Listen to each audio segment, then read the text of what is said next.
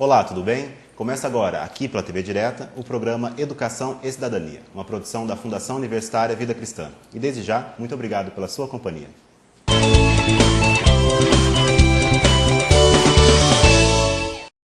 Com mais de um século de existência, a Santa Casa de Misericórdia de Mococa vem se destacando na atenção à saúde da população local e regional, não apenas por ser o único hospital e maternidade da cidade, mas pela qualidade e eficiência dos serviços prestados. Por mês, são registrados aproximadamente 2.300 atendimentos, mais de 300 cirurgias e cerca de 80 partos. Enquanto muitos hospitais do Brasil enfrentam situações calamitosas, a Santa Casa de Mococa está em plena atividade, com suas contas equilibradas e promovendo importantes investimentos na infraestrutura. Para conhecer um pouco sobre os trabalhos desenvolvidos na gestão da Santa Casa de Misericórdia de Mococa, eu converso com a provedora, a Maria Edna Gomes Maziero. Maria Edna, muito obrigado pela presença aqui no programa Educação e Cidadania. Eu que agradeço estar aqui nesse programa de Educação e Cidadania, duas coisas que a gente pratica a vida toda, educação e também como cidadã, cidadania. Eu agradeço a oportunidade de estar aqui falando um pouquinho sobre nossa Santa Casa. Maria Edna, a senhora assumiu a provedoria da Santa Casa em 2004, em fevereiro de 2004. Naquele ano, qual era a real situação da Santa Casa? Infelizmente, era uma situação muito difícil, era uma situação... Acho que a Santa Casa passava por sua pior crise. Ela estava com muitas dívidas. Por exemplo, para se ter uma ideia, o provedor da época ele convocou uma assembleia para que novas pessoas assumissem a Santa Casa. Não teve ninguém. Ninguém apareceu. Em seguida... eu fui convidada por um grupo de pessoas a ajudar a formar um grupo para trabalhar em prol da Santa Casa. Foi onde o provedor da época fez nova assembleia, formou-se esse grupo e no dia da eleição de ajudar eu acabei ficando provedora e depois administradora também. Então as dívidas eram muitas. Eu tinha até, não gosto nem de lembrar desse passado. Todo dia 15 caía um cheque pré-datado de R$80 mil, era uma dívida de mais de 400 mil. Mais de 400 mil para fornecedores. Também tínhamos uma dívida de mais de 300 mil para a Sabesp, mais 200 mil só para fornecedor de oxigênio. Funcionários não tinham recebido ainda 13º, os pagamentos eram feitos pela metade, medicamentos a gente não tinha, então a situação era muito difícil. A Santa Casa estava na UTI, então? Estava na UTI e correndo sério risco, inclusive, de ser fechada, porque, paralelo a isso, os equipamentos, os poucos que tinham, estavam deteriorados, a estrutura física. Eu fico até com vergonha de lembrar como era a nossa enfermaria. Era indigno as pessoas. A enfermaria deteriorada, a pediatria, o centro cirúrgico, a central de esterilização de materiais, a lavanderia, a farmácia.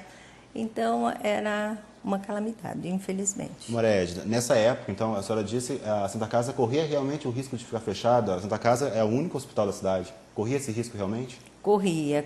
Eu me lembro que o primeiro carnaval que eu passei lá à frente da provedoria do hospital, os equipamentos da UTI não funcionavam.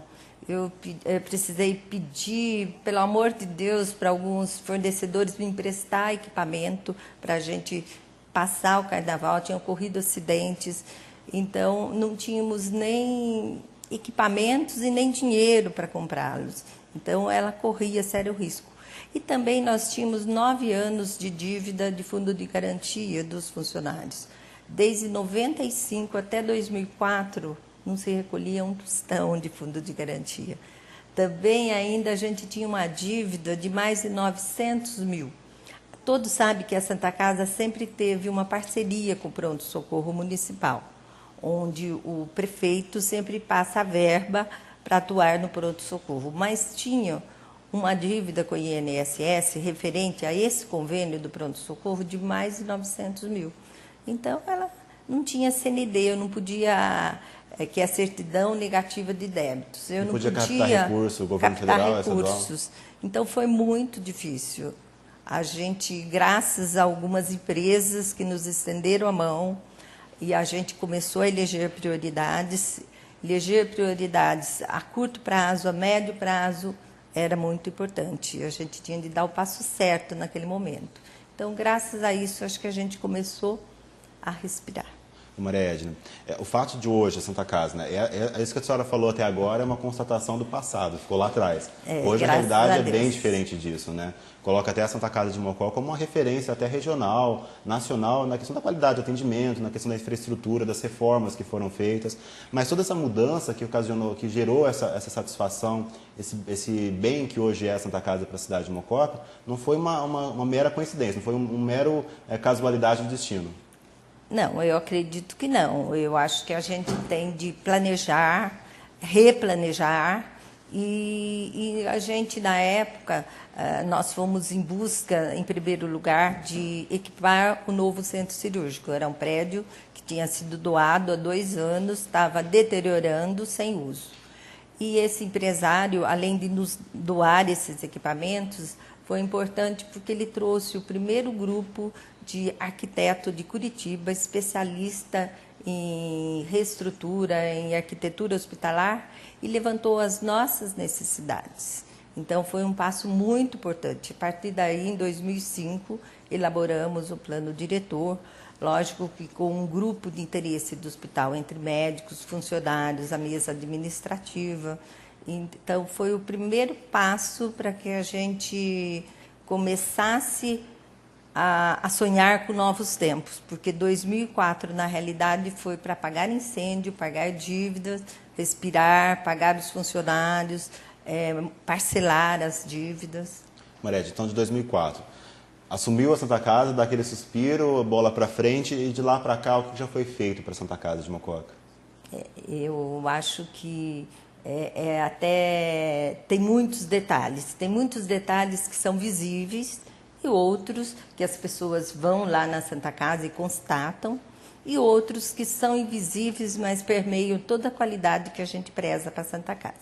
Por exemplo, lavanderia. Fizemos a reestruturação da lavanderia. Ela não tinha separação de área suja, área limpa, era tudo misturado. As máquinas não eram com barreiras. A central de material e esterilização, ela foi alocada em outro lugar, com barreira, novas autoclaves. A farmácia foi alocada também em outro lugar. Hoje nós temos unitarização de medicamentos. A sala dos médicos foi alocada para sobrar espaço para ampliar a enfermaria SUS. A própria enfermaria SUS, que hoje nós nem a chamamos de enfermaria SUS. Nós resolvemos que ela era tão indigna que a gente tinha de virar a página e chamá-la a ter outro nome. Até porque o SUS é o grande cliente, entre aspas, da Santa Casa, né? 70%, chega às vezes até 80% do nosso atendimento é SUS. Então, e são as pessoas que realmente não podem pagar, são as pessoas que vão no SUS e que era de uma forma indigna. Eu sinto, assim, vergonha de lembrar. Muita gente pergunta, por que você chorou tanto na inauguração? Você ver as imagens, você lembrar. Eu passava, acho que 10 vezes por dia naqueles setores. Falava, você gosta de sofrer? Não. Cada vez que eu passava lá, acho que Deus iluminava uma forma de buscar recursos para reformar. Porque você reformar, o primeiro sonho nosso realizado até foi a pediatria, é uma coisa. Todo mundo se sensibiliza com crianças. Agora, na enfermaria SUS adulto, é mais difícil. Então, foi mais difícil conseguir recursos. É o setor que precisava de maior mão de obra, de maior reestruturação. Não tinha nada lá que a gente conseguiu aproveitar. Não tinha hidráulica, não tinha banheiros, não tinha estrutura elétrica, não tinha gases medicinais. Então, foi praticamente, aproveitamos as paredes externas. E tudo foi mudado, né? E melhorado, principalmente. Foi. E, inclusive, quando a gente fala da mudança até do nome, para tirar aquele estigma de enfermaria SUS, hoje é ala azul e ala verde, que é muito importante até para a humanização. Se já tínhamos ala solidariedade, por que o pobre que usa a enfermaria SUS, por que não usar a ala verde e a ala azul, que é bem mais digno até o nome? Maria, vamos falar um pouquinho da sua experiência, né? A senhora é formada, é professora formada, né? Dava aula, inclusive, na escola da Fundação, né? Antes de assumir a provedoria da Santa Casa, e de uma hora para outra abriu mão da docência para assumir um lado de gestão. Né? Como é que foi essa escolha tão antagônica?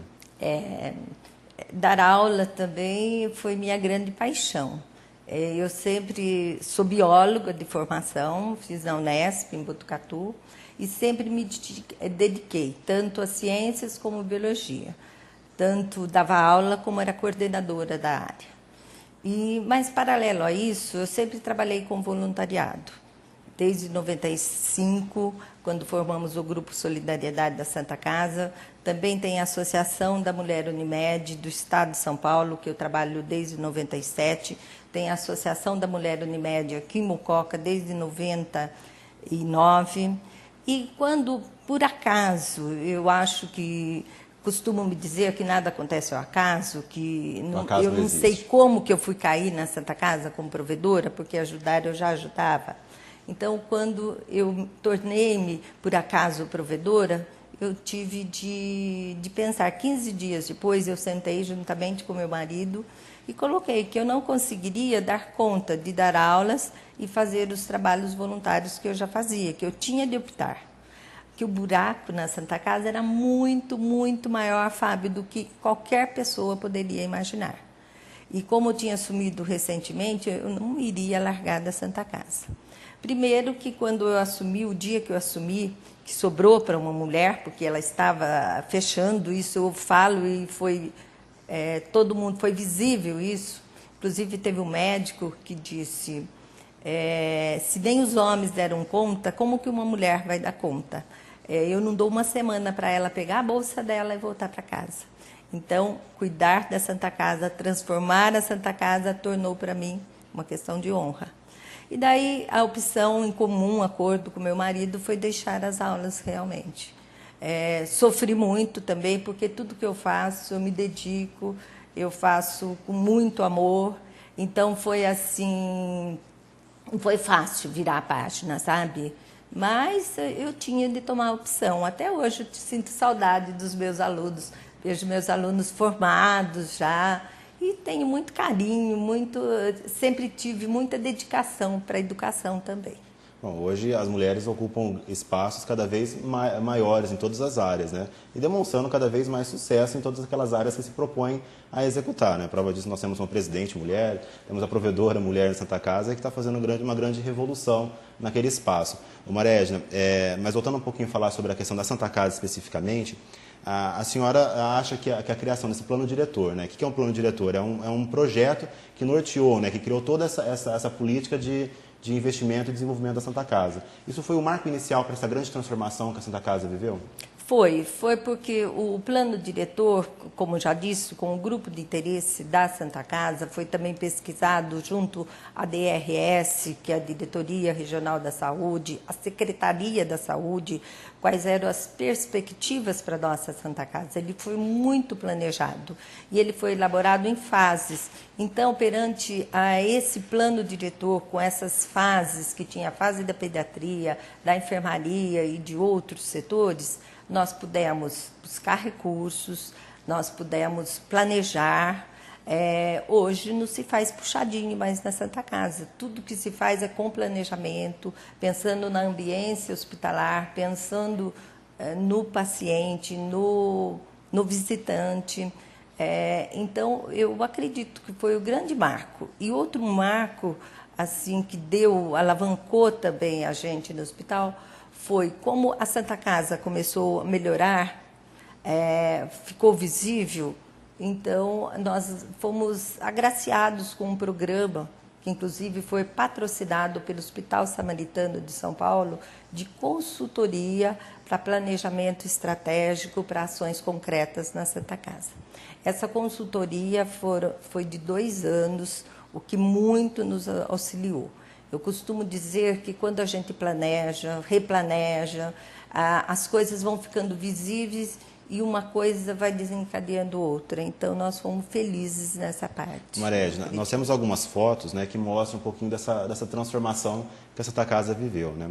Gostaria que fosse colocadas algumas fotos. O antes e depois. O antes e depois, né, do que foi feito. Aí nós estamos vendo, a senhora poderia comentar as fotos, Maria Edna? O centro cirúrgico, né? Aí nós estamos vendo o antigo centro cirúrgico. Essa era a antiga unidade do centro cirúrgico da Santa Casa. A antiga unidade. Também mais uma foto aí antigo, o antigo, né? Centro cirúrgico. Aí nós acabamos de ver também na foto anterior um equipamento que é imprescindível para cirurgias ortopédicas, que é o intensificador de imagens, estava bem acabado na época. E agora nós temos as imagens do atual. Aí é o atual centro cirúrgico, sala mais ampla, com carrinho de anestesia, equipadas adequadamente, que foram todos doados por um empresário, né? Aí o intensificador de imagem, que é imprescindível para cirurgias ortopédicas, o novo, né? É um novo e moderno, né? Moderno. Vou destacar. Aí o corredor do novo centro cirúrgico, do atual centro cirúrgico, que a gente tem recebido médicos de fora, como de Campinas, São Paulo, Ribeirão Preto, que ficam encantados com o centro cirúrgico. Hoje, em média, são 300 cirurgias por mês. 330, por aí. Aí a recuperação anestésica, que no antigo centro cirúrgico nem havia, né? Essa sala de recuperação anestésica do centro cirúrgico. Aí já é a minha maior tristeza. Era o posto de enfermagem de medicação da antiga enfermaria. Olha que judiação indigno, né? Essa daí era atendimento do SUS. Do SUS. Aí já é o atual posto de enfermagem. Cada paciente tem o seu local onde fica o medicamento para não misturar, com o número do quarto, o número da cama. Então, aí já é o atual. Aí já são berços da antiga pediatria, aquela cor triste. A pediatria era muito triste, né? Também era um local indigno aos nossos... E a pediatria foi também uma linha de ação muito específica, né? Prioritária de ação. Foi. Aí também a antiga pediatria, totalmente deteriorada, né? Era o corredor, até escriturário. Aí já é a atual pediatria, né? É o corredor da nova pediatria. Isso, pode ver que tem várias telas para mudar a ambiência. Então, um quarto da atual pediatria, né? E se as pessoas perceberem, entrarem tanto nos quartos SUS como nos quartos de convênios, é o mesmo berço, é a mesma cama, é o mesmo banheiro. A única diferença é que no SUS tem um leito a mais. Aí é outro sonho da gente, que é a recriação externa da pediatria. Muitos médicos, muitos administradores de outros hospitais já vieram para conhecê-la. Nós temos esse jardim externo, aí a gente fez o ambiente para que a criança esqueça um pouco que está internada. Esse trabalho de humanização é muito importante no hospital, né, Maria Edna? Quebrar um pouco esse clima de hospital, né, de favorecer, até favorece a saúde e a recuperação. Né? Nós aderimos à Política Nacional de Humanização. Inclusive, quando eu fiz uma pós-graduação em administração hospitalar na Faculdade da Santa Casa em São Paulo, e a minha monografia foi sobre humanização e visita aberta, que a gente pode até falar um pouco sobre isso, que faz parte da humanização. Vamos sentir só mais uma foto, né, que é a foto que mostra um pouquinho como era a enfermaria do SUS antigamente, né? A antiga enfermaria do SUS. Aí era a tristeza da gente, até a foto, né? Fica meio melancólica. Né? A janela, ela tinha-se muitos buracos. A primeira chuva que eu peguei da Santa Casa, eu saí na chuva, fui ver o que poderia ser feito. Então, o telhado deteriorado, tudo. Então, para o próximo frio e para a próxima chuva, mesmo sendo de madeira, eu pedi para que colocasse aqueles rebocos de cimento. A gente não tinha dinheiro para refazer. Então, nós tínhamos de fazer alguma coisa. Então, é triste emergencial. até de lembrar. E como ficou agora, depois da reforma? Aí, é o mesmo muito mais lugar. humanizado, É o né? mesmo lugar. Aí dá para a gente ver as redes de oxigênio. Então, aí a ala azul, a ala verde, né? Dá para a gente ver até as redes. É outra janela e é a mesma foto do mesmo lugar.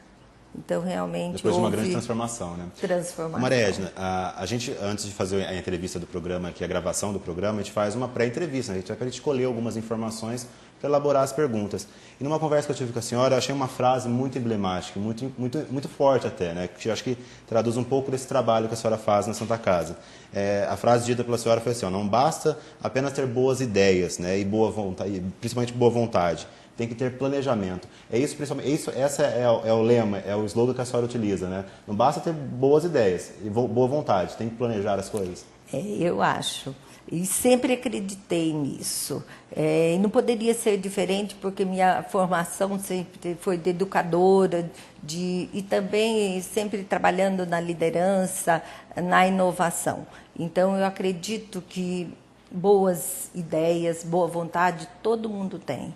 Mas a gente precisa planejar, estudar o que planejou, muitas vezes replanejar, fazer metas a curto, médio e longo prazo, se necessário, mudar as estratégias. Eu acredito que, ao acaso e também sem planejamento, a gente não chega. Tem até uma frase que diz: aquele que não sabe, até o Gato de Botas, né, naquele famoso livro, aquele que não sabe para onde vai, não chega a lugar nenhum. Eu acredito que se a gente não tivesse planejado, nós não teríamos avançado na Santa Casa. Quando planejamos, e para 15, 20 anos o plano diretor, as pessoas falaram: Maria Edna, você é louca, nem em 30 anos vai se conseguir. E hoje, em 7 anos, nós conseguimos, porque nós só não planejamos como replanejamos, muitas vezes voltamos um pouco, com o pé no chão, olha, agora não dá, não é o momento, eleger prioridades. Eu acredito que a gente sempre tem de estar. Aquele velho ditado, planeje, mas tenha o pé no chão, dê o passo de acordo com a perna. E é isso que a gente tem feito. Maria Edna, um outro trabalho importante também desenvolvido na Santa Casa é a política de humanização, né? Hoje, inclusive, qualquer paciente pode receber visita a qualquer hora do dia. Isso é muito importante. Nós aderimos ao Programa Nacional de Humanização, onde a visita aberta é por 12 horas. Então, muitas vezes, a pessoa está com um familiar doente e não tem horário para ir. Então, hoje a visita é aberta das 9 da manhã às 21 horas. Então, adequa ao melhor horário para o familiar. Lógico que tem de entrar um de cada vez, respeitar. Isso é muito importante. O familiar que está internado, ele necessita daquele convívio, de saber notícias de fora. Agora, como a gente diz, é visita, não é para passar o dia. Então, é uma visita que as pessoas têm de respeitar. Eu acho que a política de humanização, ela vem ao encontro do que é um cidadão, que ele tem seus direitos, mas também ele tem deveres de respeitar as regras, e isso eu acho muito importante. Como eu já disse, essa visita aberta foi tema da minha monografia na pós-graduação. Eu fiquei muito feliz em realizar e poder implantar na Santa Casa. E todas as pessoas que visitam e conhecem o hospital percebem, como a gente viu nas fotos, essa mudança, na verdade nem mudança, transformação que foi feita dentro do espaço. Né, do espaço dentro da humanização também, Fábio, faz parte o tratamento com as pessoas, você se colocar no lugar do outro, a ambiência hospitalar. Pode ver que quando a gente entra na Santa Casa hoje, parece que a gente se sente melhor, mesmo para quem vai visitar. Muitos falam, eu fico até contente de vir à Santa Casa, olha como ela está bonita. Isso também é humanização. Como eu já disse, mudar o nome da enfermaria para ala azul, ala verde, também é humanização. Nós tínhamos aquele setor que era chamado de pavilhão. Ninguém merece o nome desse para ser internado. Então nós o mudamos para ala marfim. Então nós temos ala sol, ala marfim, ala azul, ala verde. Isso tudo é humanização, é a pessoa se sentir bem, estar num lugar digno. Hoje nós não temos nenhum quarto no hospital, nem do SUS, que não tenha banheiro. Isso é dignidade, isso é humanização, é respeito pela pessoa, porque não interessa, eu costumo dizer que não interessa a condição socioeconômica da pessoa. Todos têm os mesmos direitos. Maria Edna, o seu cargo como provedora, como a senhora adiantou, é um cargo voluntário, né? A senhora não recebe nada para exercer essa função. E dentro da Santa Casa existem outras pessoas que prestam serviços voluntários? O meu cargo de provedora realmente é voluntário, assim como de todas as pessoas que compõem a mesa administrativa que faz reuniões, que participa das reuniões com a gente, como secretários, mesários, tesoureiros. E, paralelo a isso, eu exerço a função também de diretora executiva, ou melhor, de administradora da Santa Casa, que também é voluntário. Quando eu cheguei na Santa Casa, a situação era muito caótica e eu abri mão do administrador da época, até me ofereci para fazer esse trabalho voluntário e depois, a cada ano, me colocava à disposição da mesa. Vocês acham que está na hora de contratar alguém? Não, Maria, está dando certo, você vai ficando. Então, até hoje, eu faço esse trabalho também voluntário. E também nós temos o nosso querido Grupo Solidariedade, que promove eventos, pelo menos um leilão de gado por ano para a Santa Casa. Também temos os grupos de voluntários que atuam com os adultos, com as crianças. No setor de nutrição também nós temos voluntários. Então, nós temos um grupo grande de voluntários e, lógico, aberto a mais voluntários também. Bom, no programa Educação e Cidadania de hoje, eu conversei com a provedora da Santa Casa de Misericórdia de Mococa, Maria Edna Gomes Maziero. Maria Edna, muito obrigado pela presença e principalmente pelas informações que a senhora prestou aqui no programa. Eu que agradeço. Estar aqui é até uma forma de prestar contas para a comunidade do trabalho da gente. E eu agradeço imensamente de estar no seu programa, um programa que tem uma visibilidade muito grande, inclusive ligado à educação, que também é a minha outra paixão.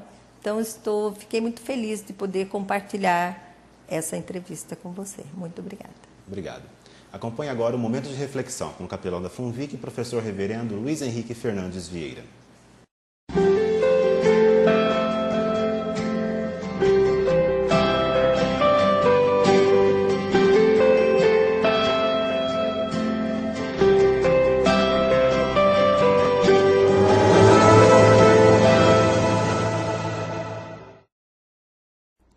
Olá, bem-vindo a mais um momento de reflexão. Para nós é um prazer estar aqui em sua casa para junto dividirmos alguma coisa que Deus tem a nos ensinar na sua palavra. Uma das maiores dificuldades na vida do ser humano é enfrentar enfermidades. A doença, o sofrimento pela falta de saúde física, emocional ou espiritual, tira, sem sombra de dúvida, a paz, o sossego e a alegria, não somente das pessoas enfermas, mas das pessoas que estão à sua volta. Certa vez, o Senhor Jesus foi procurado por um pai que tinha um filho que sofria, padecia por uma doença espiritual, e o Senhor o curou, libertando de um espírito maligno. Outra vez, o Senhor Jesus foi procurado por um pai que tinha uma filha enferma que já havia até perdido a própria vida.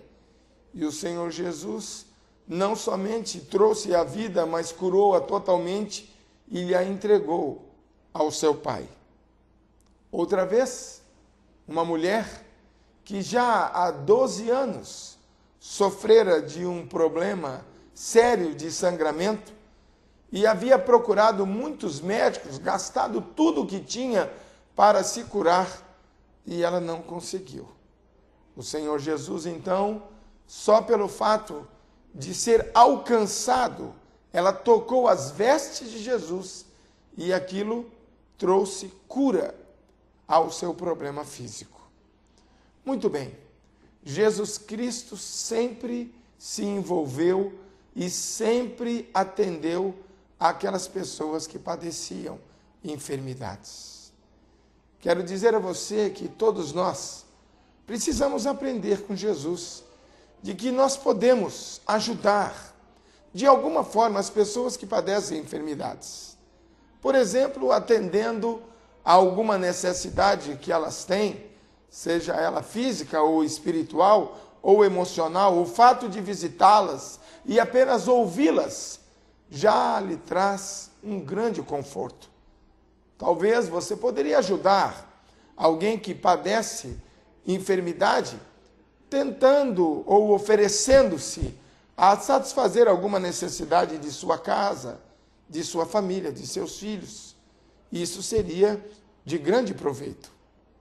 Mas ainda que você não pudesse fazer nenhuma dessas coisas, o simples fato de você orar, interceder, falar com Deus a respeito desta pessoa e desse problema, certamente traria um grande conforto na vida desta pessoa. Portanto, que você aprenda com Jesus de que padecer enfermidade é próprio do ser humano.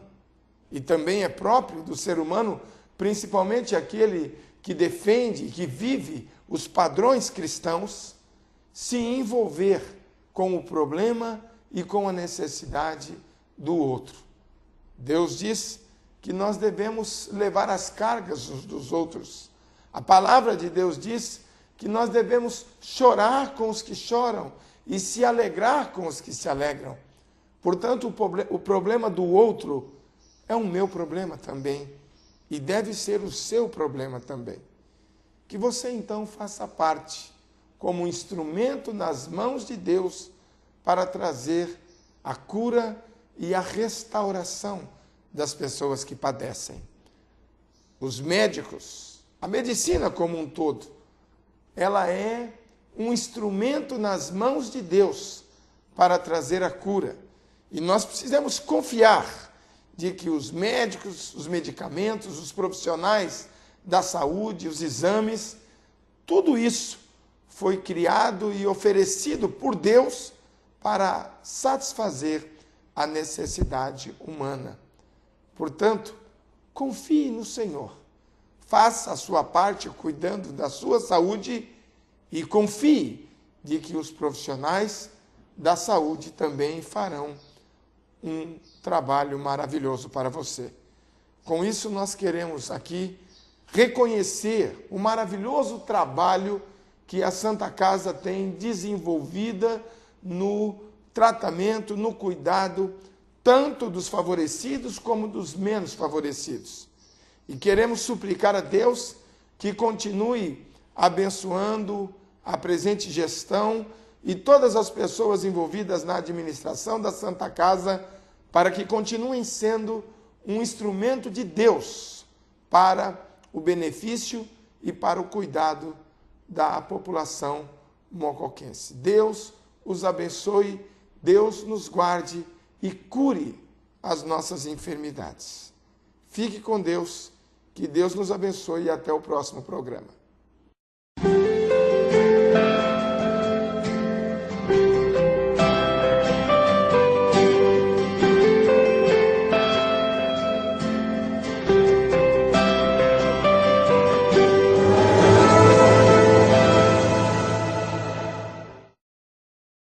O programa Educação e Cidadania fica por aqui. Participe do nosso programa enviando dúvidas e sugestões de temas através do site www.funvic.org.br. Pelo site também é possível acompanhar as entrevistas na íntegra. Mais uma vez, obrigado pela sua companhia e até o próximo programa.